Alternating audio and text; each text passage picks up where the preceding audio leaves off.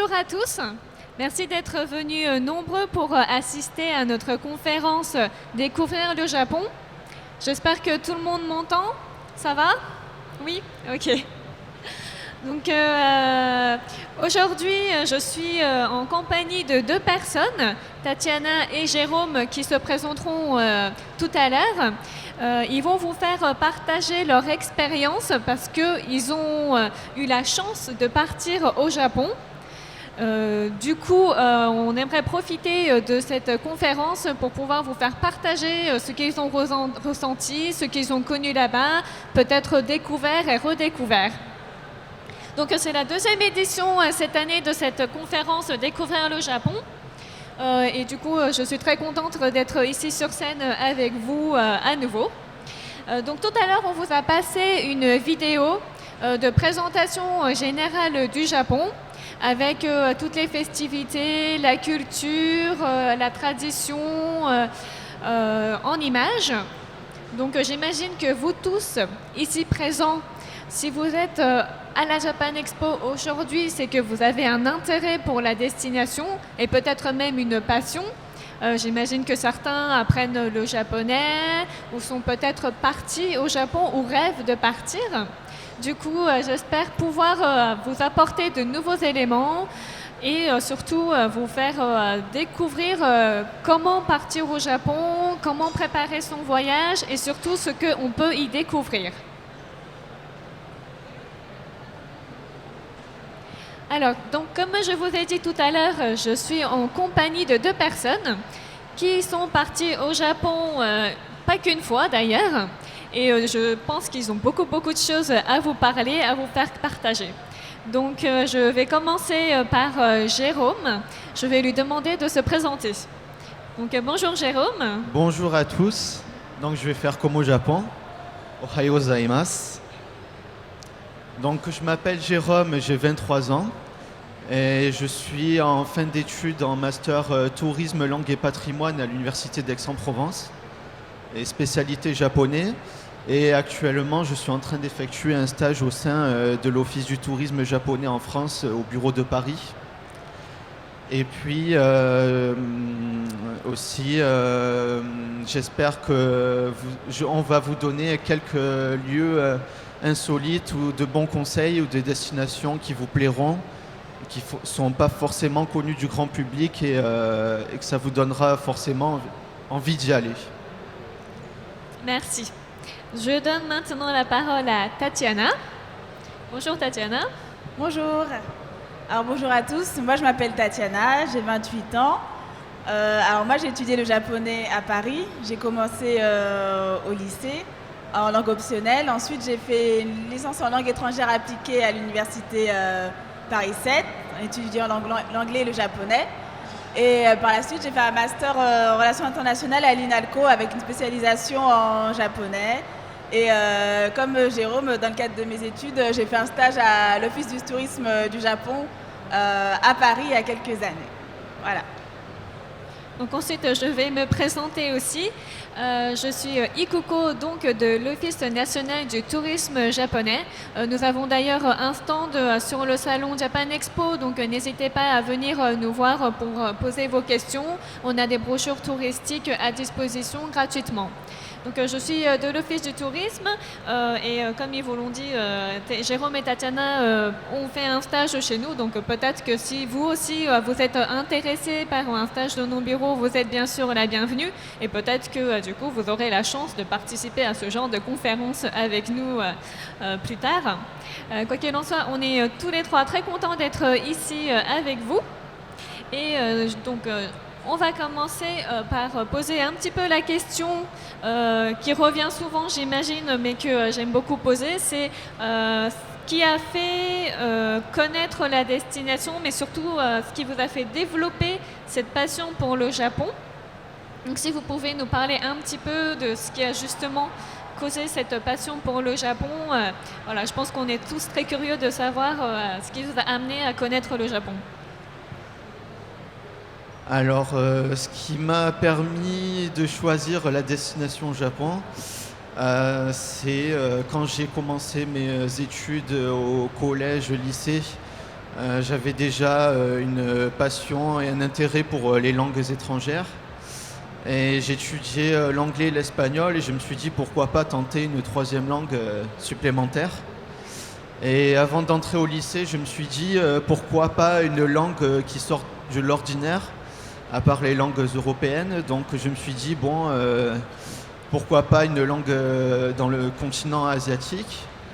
Donc à côté de chez moi, c'est vrai que j'avais de la chance d'avoir deux lycées, un qui enseignait le japonais et un autre qui enseignait le chinois. Donc avant d'entrer au lycée, j'ai étudié les deux langues par moi-même et je me suis rendu compte que le japonais balançait plus du bon côté. Parce que je pense que c'est grâce à tout ce qui est l'intonation. Aussi, il n'y a pas vraiment, l'accent est très facile à prononcer. C'est une des seules langues, c'est même la seule langue asiatique qui est monosyllabique. Et puis, donc, j'ai décidé de commencer le japonais en langue vivante 3 au lycée. Et c'est mon professeur du lycée qui m'a donné cette passion-là. Merci. Et donc, je pose la même question à Tatiana. Oui. Alors moi, ça fait vraiment longtemps que je suis attirée par la culture japonaise. Je pense que ça a commencé quand j'étais petite. Je pense comme beaucoup de gens qui ont 25 ans ou plus, quand je regardais les premiers animés à la télé comme Ranma ou Sailor Moon, Dragon Ball Z, des choses comme ça. Donc dans un premier temps, ça m'a attirée. J'ai aimé la culture japonaise. Mais je pense que j'ai vraiment été passionnée à partir du collège. J'ai commencé à lire mes premières collections de mangas. Je ne sais pas si je peux vous en citer, comme Slam Dunk, Yu Hakusho, des choses comme ça. Et à la même période, j'ai commencé à écouter beaucoup de musique japonaise. En particulier, moi, à l'époque, j'aimais beaucoup le rock japonais, quelques groupes de Visual Kei. Et en fait, en écoutant les chansons de ces groupes-là, je me suis dit, j'ai trouvé que le japonais, c'était vraiment une très belle langue. J'aimais beaucoup la façon dont ça a sonné. Que moi, comme Jérôme, j'aime beaucoup les langues étrangères à la base. J'ai beaucoup fait d'anglais avant. Et c'est à ce moment-là, j'avais commencé à vraiment vouloir comprendre ce que les artistes que j'aimais disaient dans leurs chansons. Et j'avais commencé un petit peu à traduire les chansons moi-même. Et au-delà de ça, j'avais vraiment voulu savoir parler japonais, savoir lire, comprendre. Donc j'ai commencé à apprendre toute seule au début avant de pouvoir m'inscrire au lycée en langue japonaise. Alors c'est vrai que comme vient de dire Tatiana, nous on est un petit peu la génération, c'est la génération Dorothée, hein, comme on dit, qui avons découvert les animés à la télé. Et c'est vrai que nous, quand on était au collège, les mangas, il n'y en avait pas tant que ça. Et aujourd'hui, je suis vraiment surprise de voir en librairie le nombre de mangas qui sont traduits du japonais au français. Je crois, si je ne me trompe pas, que la France est le deuxième gros lecteur après le Japon. On a quand même dépassé les États-Unis, ce qui est quand même remarquable. Et il y a plein de mangas que je ne connais pas du tout, qui sont en librairie ici en France. Et du coup, on sent vraiment cet engouement pour le japonais. Et avec Internet, c'est vrai qu'on a plus accès à la culture japonaise. Tout ce qui est culture contemporaine, traditionnelle y compris. Et bien entendu, comme Tatiana et Jérôme, il y a des personnes aussi qui développent leur intérêt via les langues. Et je trouve ça vraiment passionnant. Alors, je pense que vous êtes nombreux à vouloir partir au Japon. Peut-être que certains sont même déjà partis une fois, 2 fois, peut-être même plus. Je vois quelqu'un qui est en train de me faire un signe. Alors, du coup, j'aimerais poser la question à Jérôme et Tatiana pour savoir ce qui les a amenés, ce qui leur a permis de faire le pas, parce que c'est vrai que le Japon, on a quand même l'impression que c'est assez loin, même si, en vol direct, c'est 12 heures, donc c'est quand même dans l'ordre du raisonnable, mais on a l'impression que c'est une destination lointaine, on a l'impression que c'est cher, et surtout les gens appréhendent à cause de la barrière de la langue, alors qu'en fait, c'est tout à fait accessible. Tout est fait pour que le touriste se sente à l'aise. C'est une destination qu'on peut faire seul, avec des amis, en couple, avec des enfants. Donc voilà, on espère pouvoir aborder tous ces sujets-là avec Jérôme et Tatiana. Donc je pose d'abord la question à Jérôme. Donc pourquoi tout ça m'a amené à partir au Japon? Tout simplement, comme je vous ai dit, j'ai eu l'opportunité d'étudier le japonais au lycée. Et puis, bien sûr, le cours que je suivais, c'était pour la langue japonaise. Mais aussi, notre professeur a eu beaucoup d'expérience. Il a vécu une vingtaine d'années là-bas et même travaillé. Donc, souvent, il nous racontait des anecdotes ou alors même des histoires particulières. Aussi, il nous parlait des destinations, la vie là-bas, la vie quotidienne. Donc je me suis dit, allez, pourquoi pas y aller de mes propres moyens. Donc j'ai dit, oui, je veux vraiment découvrir ce pays moi aussi. Mon professeur m'a tout simplement transmis sa passion. Et aussi, grâce à mon lycée, on a eu beaucoup de partenariats avec d'autres lycées au Japon sur place. Donc j'ai pu aussi me faire des contacts et discuter avec eux par email ou alors tout ce qui est Facebook ou autre. Et j'avais envie justement de les rencontrer sur place. Merci. Tatiana?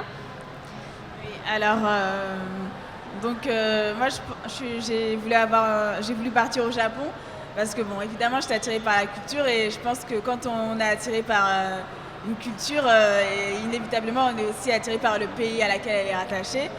Donc quand j'ai commencé à faire mes premiers petits boulots, j'ai commencé à économiser pour pouvoir partir par moi-même, vraiment en vacances. Donc c'est comme ça qu'à l'âge de 19 ans, j'ai pu partir avec une amie pour aller visiter pour la première fois. Voilà. Alors Jérôme est parti à 17 ans et Tatiana à 19 ans, donc rien ne vous empêche de partir dès maintenant pour les jeunes personnes. Alors avec la télé, les mangas, les films, je pense qu'on a tous déjà une première idée du Japon. Après, on n'a peut-être pas forcément, c'est peut-être pas les mêmes impressions au final lorsqu'on arrive, ou peut-être que ça peut confirmer tout ce que vous avez connu via les images. Donc je vais demander à Jérôme et Tatiana quelles ont été du coup leurs premières impressions du Japon, si l'image qu'ils avaient était faussée ou pas, ou si ça a tout à fait confirmé ce qu'ils avaient découvert au fil des années en développant leur passion. Oui, alors quand j'ai débarqué pour la première fois, comme a dit Coco, je suis allé à 17 ans tout seul. Et je me suis dit, bon, pour un premier voyage au Japon, je vais seulement voyager dans la région de Tokyo parce que ça me semblait suffisant. Rien que Tokyo même, c'est vraiment immense. Et c'est vrai que quand j'ai débarqué de l'avion, je me suis senti de suite chez moi. Je me sentais vraiment à l'aise et c'est vrai que, vraiment, je le dis en toute neutralité, sans parler la langue japonaise ou même l'anglais, on se débrouille tout de même.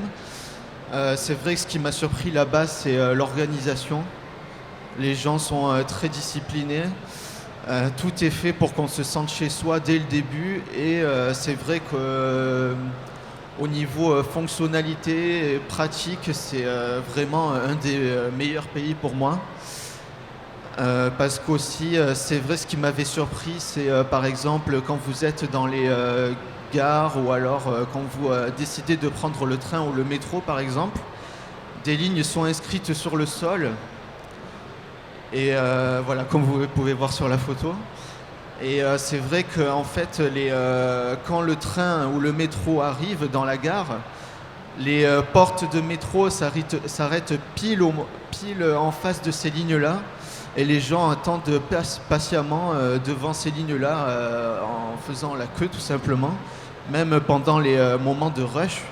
Donc j'étais vraiment surpris qu'il n'y a aucun moment de panique, personne se pousse et tout le monde attend patiemment que tout le monde descende avant de monter.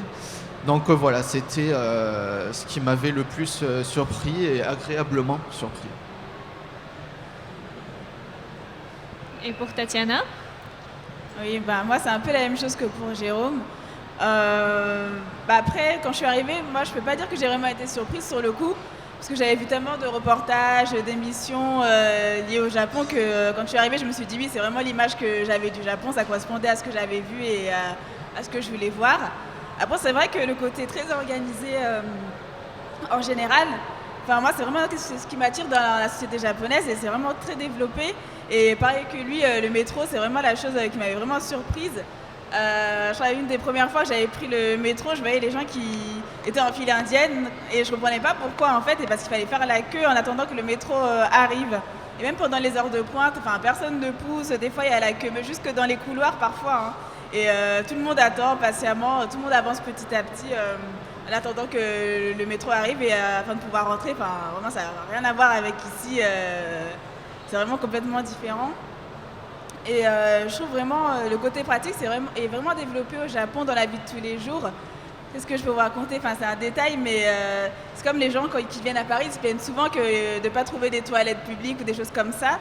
Et là-bas, il y en a vraiment partout, même dans les stations de métro, il y a vraiment des toilettes partout, en plus elles sont propres. Et même quand vous allez au restaurant, par exemple, il n'y a pas beaucoup d'attente. Des fois, quand le serveur vous laisse, le temps que vous commandez, il vous laisse comme une sorte de petit buzzer où vous pouvez appuyer une fois que vous savez ce que vous allez prendre et puis il vient dans la seconde en fait et puis comme ça il n'y a pas d'attente, c'est vraiment c'est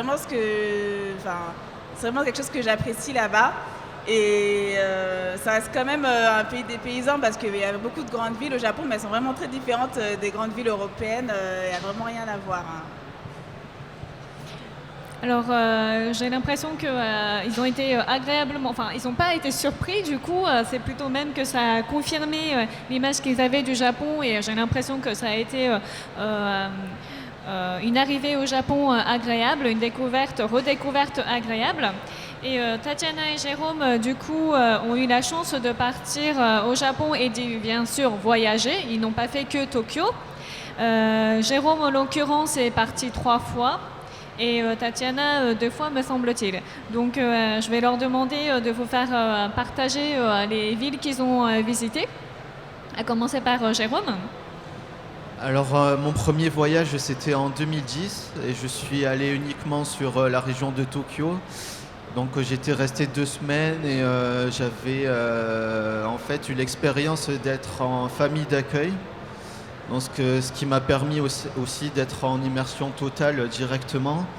Et puis aussi, comme je commençais mes études de langue japonaise aussi, c'est vrai que 2 semaines c'est court, mais ça m'a permis d'entendre la langue et partager justement ça directement avec une famille. Et puis, voilà, lors de ce premier voyage, j'étais sur Tokyo. Après aussi, en 2012, j'étais resté 1 mois cette fois-ci.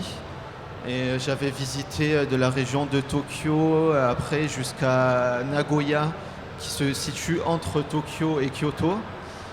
Et après, j'avais sillonné toute la région du Kansai, c'est-à-dire Kobe, Osaka, Nara et Kyoto. Et puis aussi, j'étais descendu un peu plus bas sur la région de Himeji, et aussi Hiroshima et l'île de Miyajima, où vous voyez le portique rouge qui est un des symboles les plus représentatifs du Japon. Sachant que c'est classé au patrimoine mondial de l'UNESCO. Hein. Oui, tout à fait. Et puis l'année dernière aussi, j'ai eu la chance avec mon université de partir pendant 1 an étudier à l'université d'Osaka, donc c'est la région du Kansai. Pour moi, et même c'est la réalité, c'est le berceau culturel et historique du Japon. Donc vous avez tout ce qui est des milliers de temples et c'est vraiment, pour s'immerger au Japon, c'est la culture traditionnelle. Donc c'est vrai que ce qui m'avait agréablement surpris, mes premières impressions, c'est que souvent on entend cette comparaison avec par exemple la ville de Tokyo et la ville d'Osaka. En France on a la même chose avec Paris et Marseille par exemple. C'est vrai que ce sont 2 villes très différentes et les gens sont très différents aussi. Donc quand j'étais à Osaka, c'est vrai que j'étais agréablement surpris parce que les gens sont moins stressés qu'à Tokyo. Et puis ils sont très ouverts. C'est vrai que même quand on ne les connaît pas, les gens dans la rue peuvent venir vous voir. Ils sont très intrigués de voir des étrangers parce que justement c'est une ville moins touristique que Tokyo. Bon après c'est vrai que vous avez la grosse sœur jumelle à côté qui est Kyoto, qui est la ville la plus touristique du Japon. Mais c'est vrai que j'étais vraiment surpris de cette culture-là. Et puis aussi justement, comme j'étais resté un peu plus d'1 an au Japon, j'ai eu aussi la chance de visiter des régions qui ne sont pas forcément accessibles avec l'université, comme l'île de Shikoku. Donc l'île de Shikoku, c'est vrai que c'est très beau parce que c'est très culturel, très nature. Vous avez beaucoup de sites naturels, après tout ce qui est aussi pittoresque, et après aussi si vous aimez tout ce qui est côté nature, la montagne, avec beaucoup de rivières, de lacs. Donc c'était vraiment impressionnant. Aussi j'ai pu l'opportunité d'aller dans les Alpes japonaises. Et ça c'est vrai que ça a été mon gros coup de cœur. Parce que vous avez vraiment des paysages magnifiques. C'est vrai, ce qui m'a le plus surpris au Japon, c'est que les 4 saisons sont vraiment très très distinctes. Donc souvent, bon, l'été, on va souvent en été parce que c'est le moment où on a le plus de vacances. Mais c'est vrai que l'hiver, le printemps et l'automne sont vraiment magnifiques aussi. Donc après, voilà, si vous avez l'opportunité aussi d'aller dans des saisons différentes, les paysages sont très différents et les couleurs aussi. Donc c'est vrai, ce qui m'a le plus plu, c'était les couleurs d'automne. C'est vrai que les gens souvent parlent des cerisiers au printemps. Sauf que pour moi, bon, c'est vrai que c'était très joli, mais pour moi, les érables sont très très beaux en automne. Vous avez des couleurs rouges vives autour des temples, etc. Donc c'est vraiment magnifique. Comme vous le voyez là, j'étais allé au Kiyomizu-dera, un des temples les plus connus de Kyoto. Et il y avait des illuminations le soir avec les érables devant et c'était vraiment magnifique. Et puis aussi la galerie que vous voyez là, c'était un temple sur Kyoto également. Et voilà, comme vous le voyez à travers les photos, les couleurs sont très sublimes. Alors, je suis de l'Office du tourisme japonais, mais alors Jérôme sait très très bien vendre la destination, j'ai l'impression.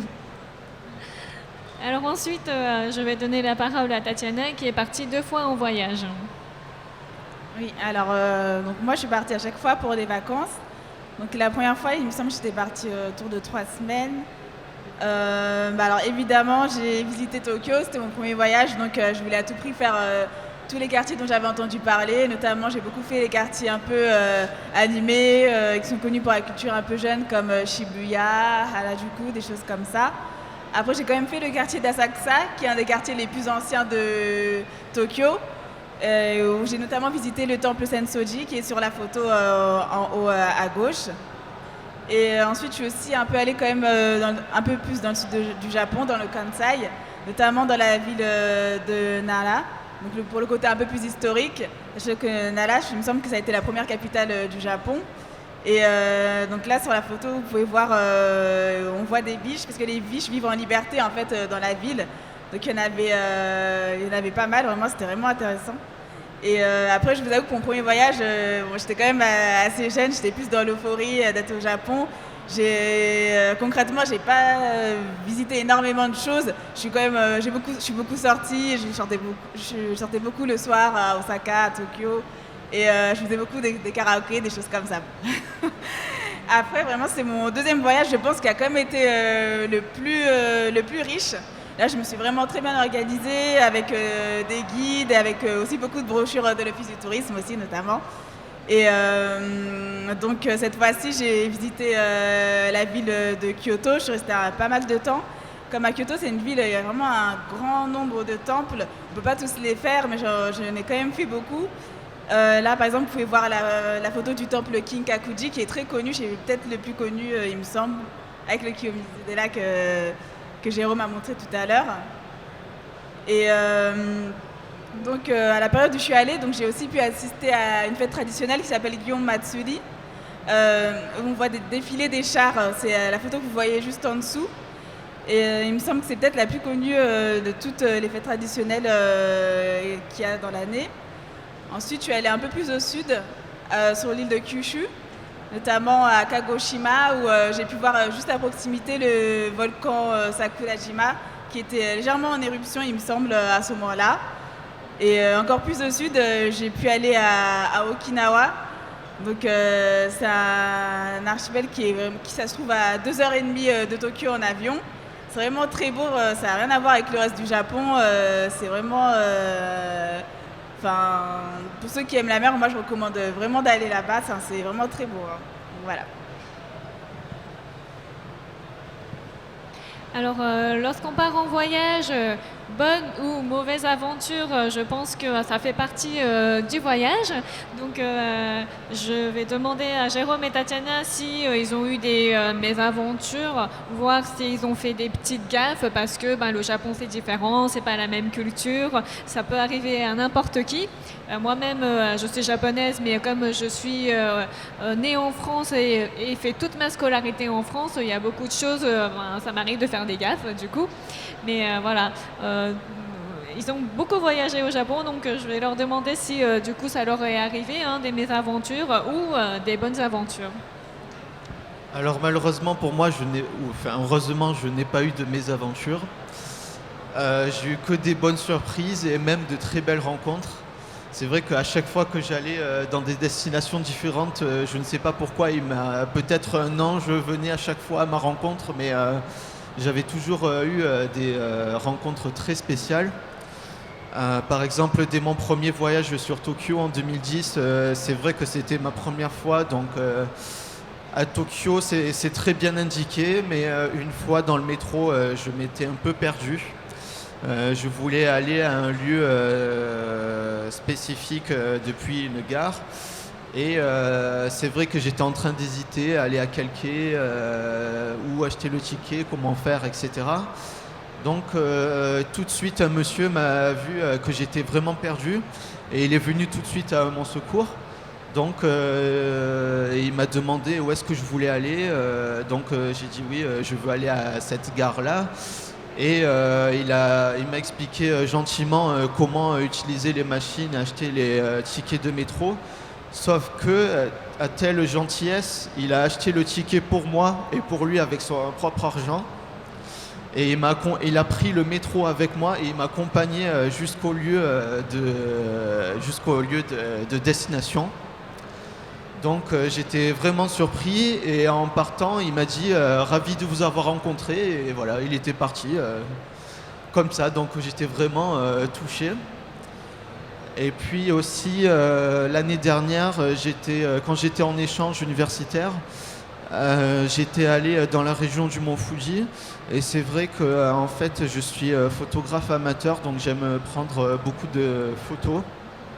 Et pour ça, le Japon, c'est vraiment l'éclate totale. Donc, quand j'étais arrivé dans la région du Mont Fuji, vous avez 5 lacs autour du Mont Fuji. Donc, le lac principal qui est connu par le plus de monde, c'est le lac Kawaguchi. Sauf que moi, ça m'emballait pas tellement parce que c'est vraiment très touristique et pour moi, ce n'est pas la meilleure vue du Mont Fuji. Bon, vous en avez beaucoup. Mais je voulais aller au lac Motosu. Donc comme vous voyez sur l'image, en fait, si vous voyez un billet de 1000 yens, au verso du billet de 1000 yens, c'est exactement la même photo. Donc je me suis dit, je veux aller absolument là-bas pour prendre une photo. Et depuis la gare centrale de Kawaguchi, j'étais allé en bus, mais après à pied, sillonner un peu jusqu'à ce lac justement. Avec mon ami, on ne trouvait pas justement cette fameuse vue. Et quand on était en train de marcher, 2 dames japonaises se sont arrêtées en voiture et nous ont demandé où est-ce que vous voulez aller. Donc on leur a montré le fameux billet de 1000 yens. On leur a dit on veut aller à cet endroit précis-là. Et elles nous ont dit bon, montez dans la voiture, on vous y emmène. Donc on était très contents et elles nous ont amenés à cet endroit-là. On a même pris des photos ensemble, on était très contents. Elles nous ont même proposé de passer toute la journée ensemble dans la voiture et visiter tous les lacs du Mont Fuji. Voilà, c'était très magnifique. C'est vrai que les Japonais sont vraiment très très serviables, hein. On fait de très belles rencontres. Donc, je vais maintenant passer la parole à Tatiana qui a eu une mauvaise rencontre plutôt. Bon, après, moi, ça va être plus court, hein. Bon, c'est une petite anecdote, mais c'est vrai qu'au Japon, en fait, l'été, il fait très chaud, il fait vraiment très humide. Et un jour, j'étais dans une auberge jeunesse avec une amie et on allait dormir. On s'est rendu compte qu'il y avait un énorme cafard dans la chambre. En fait, je crois que c'était même une blatte. Parce que là-bas, en fait, ici, on a des petits cafards, mais là-bas, des fois, quand vous en trouvez, vous avez des grosses blattes. Je pense à cause de la température. Et vraiment, on n'a pas pu dormir tant qu'elle n'était pas morte. C'était horrible. Mais bon, à part ça, c'est un détail, hein. Sinon, la plupart des lieux publics sont propres. Nous, on avait pris une auberge bon marché. Bon, voilà, c'est ce qui arrive. Bon, c'est le climat qui fait, hein, on ne peut malheureusement pas y échapper, sachant qu'elles volent. Les cafards au Japon, ça vole. Moi, j'ai eu la mauvaise surprise de voir un cafard pendant que j'étais en train de me doucher, donc je ne vous raconte pas l'horreur. Mais voilà, des mauvaises surprises, ça peut arriver. Alors, ils nous ont fait partager beaucoup de choses déjà, mais maintenant, ils vont vous proposer des recommandations. Surtout Jérôme a beaucoup voyagé, puis photographe amateur, la quasi-totalité des photos sont celles de Jérôme. Donc, je pense qu'il a beaucoup d'endroits à vous recommander. Merci. Oui, alors c'est vrai que j'ai eu beaucoup de voyages, mais j'ai eu aussi des coups de cœur par rapport à des régions qui sont très touristiques comme Kyoto ou Tokyo. C'est vrai que en fait, mon meilleur ami japonais habite dans la péninsule de Chita, donc ça se situe à environ une demi-heure de Nagoya. Donc comme vous voyez sur la photo, c'est une péninsule, donc c'est on va dire une mini-île de pêcheurs et d'agriculteurs. Donc c'est vrai que j'ai eu beaucoup de bonnes expériences en vivant justement le Japon côté plutôt tout ce qui est paysage naturel mais aussi campagne. Donc aussi avec mon ami on a eu l'expérience aussi justement de pêcher au Japon et c'était vraiment exceptionnel. C'est vrai qu'aussi cette péninsule-là, vous avez beaucoup justement en sortant finalement des grandes villes comme Nagoya, vous pouvez aller voir ces endroits-là qui sont très proches. Ce n'est pas besoin d'aller à Okinawa par exemple si vous n'avez pas les moyens ou pas de temps. Et vous avez comme sur la photo des plages exceptionnelles où justement peu de touristes y sont. Vous voyez quand j'y étais, il faisait très beau et il n'y avait pratiquement personne. Donc voilà, après c'est vrai que mon premier coup de cœur aussi, ce sont les Alpes japonaises.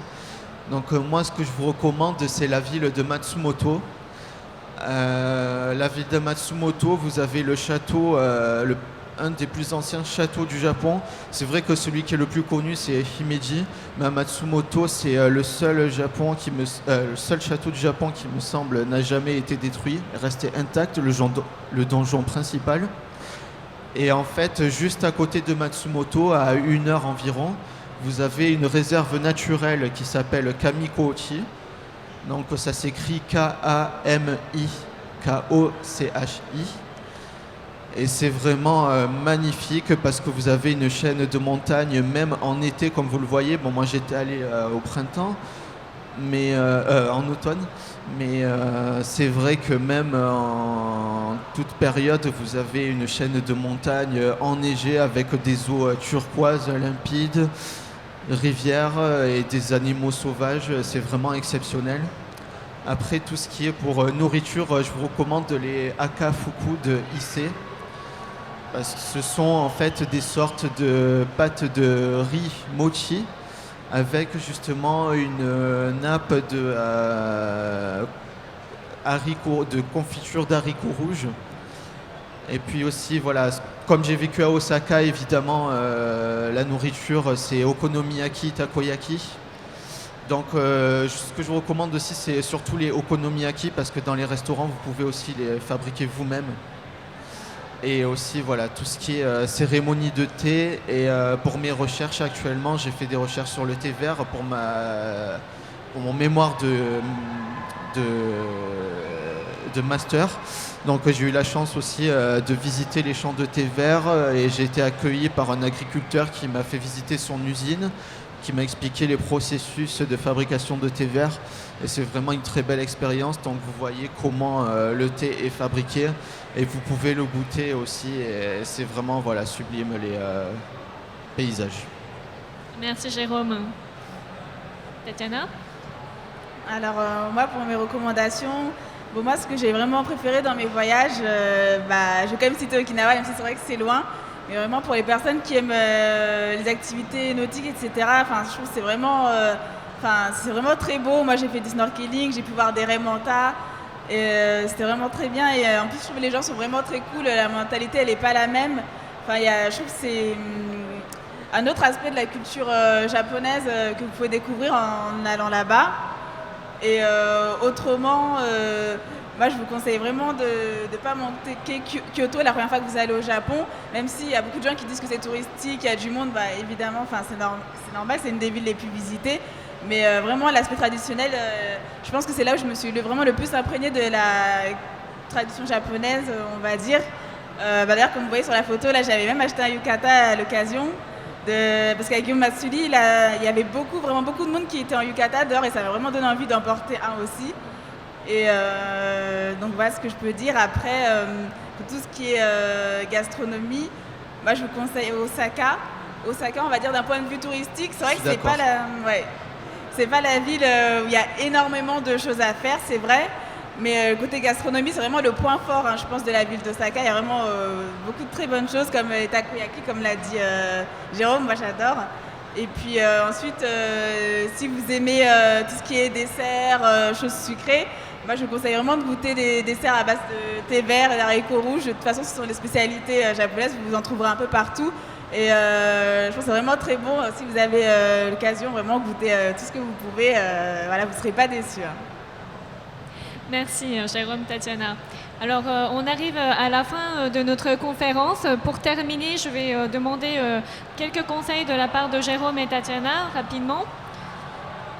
Donc oui, c'est vrai, comme je vous l'ai dit tout à l'heure, le Japon c'est un pays très organisé et très pratique. Donc les transports sont très fréquents, vous n'en avez même pas toutes les 5 minutes, comme par exemple les lignes de Shinkansen, TGV, si vous voulez par exemple faire un voyage entre Tokyo et Kyoto, c'est l'équivalent d'un Marseille-Paris, ça dure à peu près 3 heures et vous en avez à peu près toutes les 5 minutes, donc ça fonctionne comme des métros. C'est vrai aussi, ce qui est bien pour justement les touristes étrangers, c'est le Japan Rail Pass, parce que c'est un pass qui peut durer de 1 semaine jusqu'à 3 semaines et vous avez justement accès à tous les trains, ou même les métros ou trains express locaux à l'intérieur des villes et même des bus qui sont compris. Donc vous pouvez voyager dans pratiquement tout le Japon avec un pass illimité.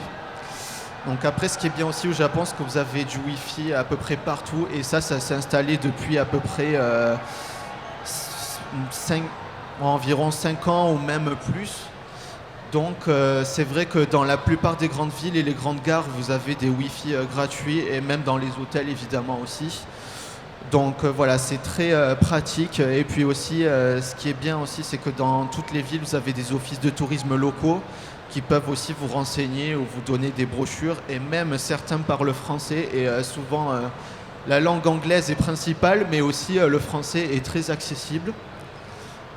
Aussi voilà, sur Paris, pour les gens qui habitent à Paris ou qui sont sur Paris, je vous conseille d'aller à la Maison de la Culture du Japon parce que vous pouvez participer à des activités comme des cours de langue japonaise ou même des cérémonies de thé ou autres activités culturelles. Et puis aussi, n'hésitez pas à venir au bureau de l'Office national du tourisme japonais sur Paris, qui se trouve dans le quartier japonais, à une rue parallèle à la rue Sainte-Anne, rue de Ventadour.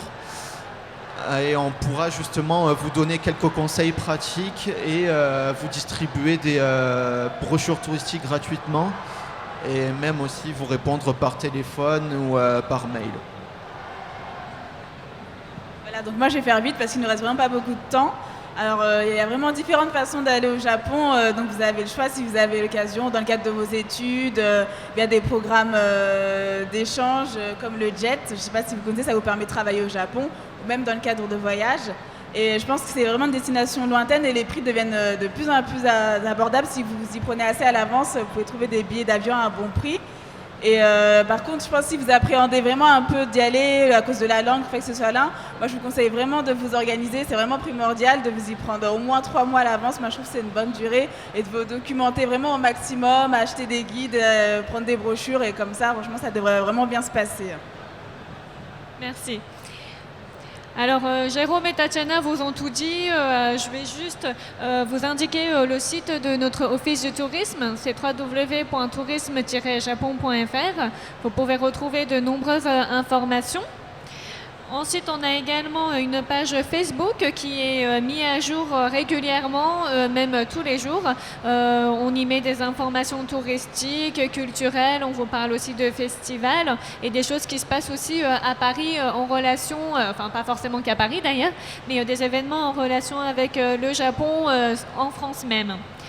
Et dernière petite nouveauté, nous sommes, d'ailleurs ça commence demain, on a mis en place un concours photo à partir du lundi donc 11 au 25 juillet.